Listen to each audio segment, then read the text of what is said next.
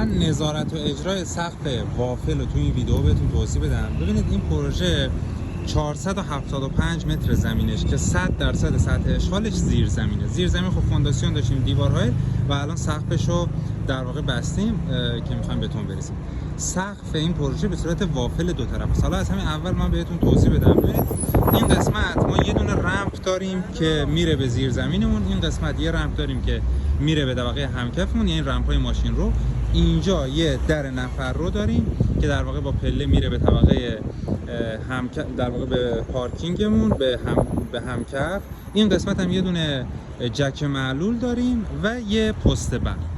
نحوه به دست آوردن شیب و ارتفاع سرگیر رمپ رو بهتون بگم. ببینید 1 متر ابتدا و 1 متر انتهای رمپ شیبش باید 10% باشه، بقیه‌اش 15%. اینجوری دیگه تو هیچ کدوم از مراحل کارتون به مشکل نمیخورید.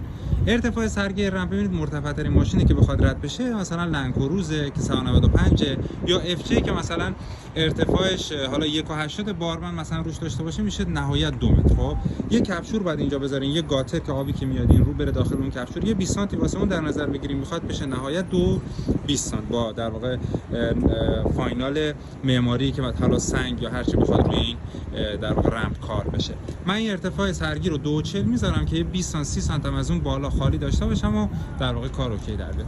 این قسمت هم رمپ ورودی به همکف هم به هم ترتیب. این قسمت هم ببینید ورودیه. حالا اینجا رمپ ها رو ببینید ما با تخته با الوارای 15 سانتی قالب بندی میکنیم، زیرش جک میزنیم، روش رو دوباره یه نایلون میکشیم که هم کار ترتمیز در بیاد هم شیره بتون در نره.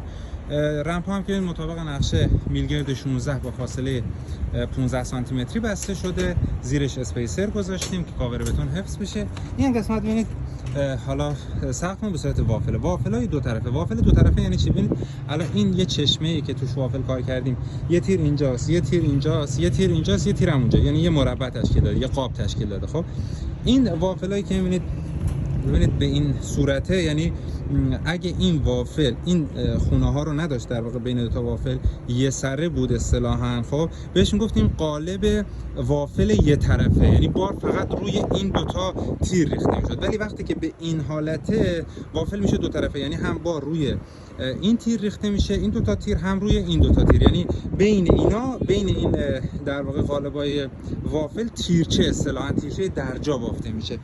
حالا ببینید قالبای وافل هم زیر سقف هم دوباره بهتون نشون میدم که جک میذاریم، تخته میذاریم، لوله داربست، با دیتیل‌های مختلفی میشه اجرا کرد و بعد قالب وافل ها میاد روش قرار میگیره و میلگرداش بافته میشه. سقفش ببینید به این صورتی که ما دو تا توی تیرچه هاش اصطلاحاً دو تا میلگرد 16 داریم، یکی شبکه پایین یکی شبکه بالا و اینا توسط سنجاقی به هم دیگه متصل میشه. حالا الان بچهای میلگرد رو آوردن بالا با سیم بستن که بدون سنجاقیشون رد کنن، بعد سیمش رو باز میکنن، این میلگرد میره سر جای خودش، دوباره اینو با سیم بسته میشه که موقع بتون ریزی در نره سر جای خودش. و این میلگرد هم دوباره مطابق نقشه، یعنی این سنجاقی که دو سقفش 335 درجه است با فاصله 20 سانتی متری از هم دیگه قرار میگیره و بسته میشه.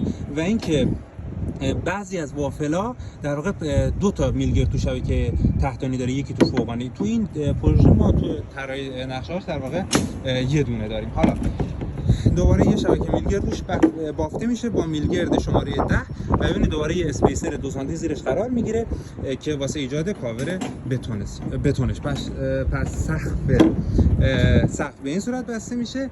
این قسمت ها ببینید مثلا توی نقشه ابعاد اندازه هاشو به ما میده، مثلا میگه که بین این دو تا قالب وافل مثلا 90 سانت فاصله باشه. حالا یه جایی شما دیگه قالب نمیخوره، حتی نصف قالب هم نمیخوره، چیکار میکنن؟ از یونولیت استفاده میکنن، اندازه اون قالب وافل یونولیت برش میزنیم، میذاریم اونجا که در واقع اون نقشه قالب وافل رو واسه ما ایجاد کنه. بعد میلگرد میزنیم تو، در واقع با این میلگردا رو میکنیم داخل اینا که اینا موقع بتون ریزی هم تکون نخوره و در واقع اون رفتاری که طراح سازه از ما می‌خواسته رو در واقع واسه سازه بتونیم تامین کنیم. این قسمت ببینید ما بنامون از این قسمت احداث میشه، یعنی 60% سطح اشغالمون این قسمت بنای، این قسمت فقط زیر زمینه. حالا ببینید موقعی که قالبای وافل رو خریدیم، خب یه مقدار قالب مثلا قالبای سفید قیمتش بالاتره، دونه 380,000 تومانه.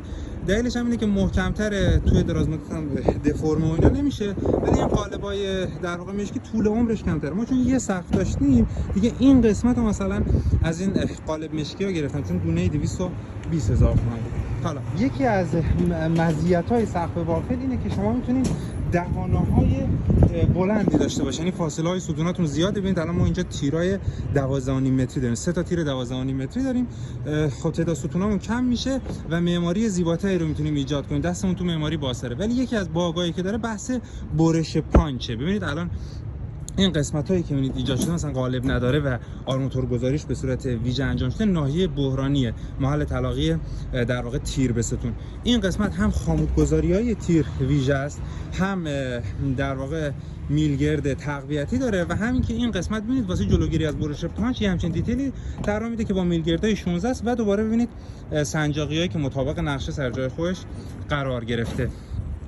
این تیرها هم ببینید تیراییه که با ارتفاع 65 سانتی متره. حالا این تیر ببینید یه سری ما در حالت عادی در واقع تیرها یه سری میلگرد تحتانی و یه سری میلگرد فوقانی داره، ولی تو این تیر ببینید ما الان در واقع کنار تیرم یه سری میلگرد داریم که به اینا میگیم میلگردای گونه. اینا تو اجرا یکم اجراش واسه آرماتور بند سخته. مثلا اگه 8 آرماتور 16 به شما طراح داده باشه میتونین معادلش کنین که زیر نظر خود طراح، یعنی با تاییدیه طراح مثلا میلگرد 20 25 استفاده کنید که کار تو اجرا راحت‌تر در بیاد. و اینکه ببینید خاموتای تیرم توی در واقع قلابش باید توی قسمت فوقانی تیر بچرخه. ببینید یه دونه اینجا، یه دونه اینجا، یه دونه اینجا، همجوری یه دونه باید بچرخه توی بعد بالای تیر. و اینکه خماش باید حتما 35 درجه باشه قلابا و بعد در واقع خم 7.5 سانتی متر حداقل در واقع میلگرد امتداد پیدا کنه به خاطر بحث گیرایی داخل بتون. این از این. ببینید دوباره این قسمت ها هم به خاطر برش پانچ، حتی با وجود اینکه اینجا تیر نداریم ولی یه همچین چیز دیتیلی رو طراح ما داده که مثلا یه تیر حدود 1.5 متر امتداد پیدا میکنه میاد داخل سقف و دوباره خاموش گذاریش به صورت ویژه انجام میشه. این قسمت هم در واقع واسه برش پانچ میلگردهای تقویتی و سنجاقیاش گذاشته میشه. این قسمتی هنوز بچه‌ها سنجاقیاشو ننداختن، اونجا گذاشته بودم بهتون نشون دادم.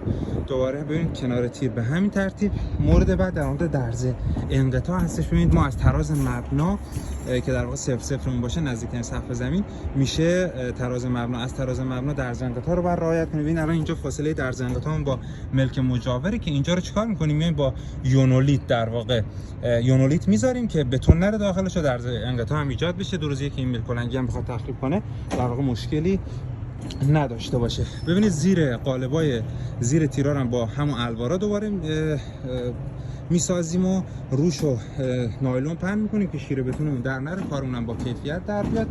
محل داکت و اینا رو هم یونولیت میذاریم که بعد نخواهیم دوباره سقفمون آسیب بزنیم تخریب کنیم. ببینید الان اینجا قشنگ بافته شده، در واقع اسپیسراش گذاشته شده و به این ترتیب. ببینید الان اینجا بعد اون دوباره قالبای دور، به این قالبا میگیم دور قالب، رامکا بسته میشه. ببینید اندازه کاور بتون ایجاد میشه و بعد اینا ریسمون کشی میشه که دقیقاً توی حریم ملک باشه. قالب بسته میشه. حالا برم این قسمت چاله آسانسور رو بهتون میگم. این چاله آسانسور ما اینجا 2 لاین آسانسور داریم. آسانسور اگه 5 سانت 10 سانت چالش کوچیک‌تر بشه یه دفعه میبینید اندازه کابینتون کوچیک‌تر شد، مثلا از 8 نفره شد 6 نفره. به خاطر این موقع اجرا خیلی باید حواستون باشه شده نقشه بردار بیان هر طبقه چک کنه محل چاله آسانسور رو که در واقع مشکل ساز نشه واسهتون. پلیتاشو حتما باید بذارین. و این هم چاله آسانسور. راه پله هم دوباره ببینید بچه‌ها با تخته بستن. این راه پله مطابق جدید، یعنی دیتیل جدید پیوسته 6 که حالا هستش، شما باید در واقع دستگاه راه پله رو از سازه جدا کنید.